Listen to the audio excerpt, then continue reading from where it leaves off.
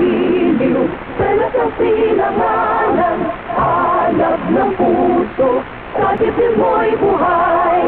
Lupang hinirang, dulang ka lang magiging, sa manlulupid, di ka pasisiin, sa dagat at bundok, sa simoy at sa langit mong bugaw. May dilagang tula at awit sa paglayang minamahal, ang kislap ng watawat mo'y tagumpay na nagriningning. Ang bituin at araw niya, kailan pa may di magdidilim. Lupa ng araw ng walhati pagsinta, buhay ay langit sa piling mo. Aming ligaya na pag may mga api, ang mamatay ng dahil sa'yo. Ito ang Himpilang Radyo Magazine, 1278 sa inyong mga radyo.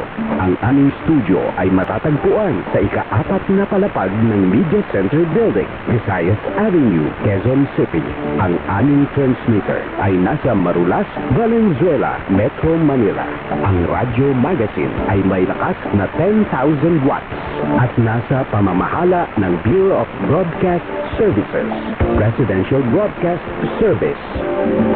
Isa pong magandang umaga ang aming pagbati sa inyong lahat.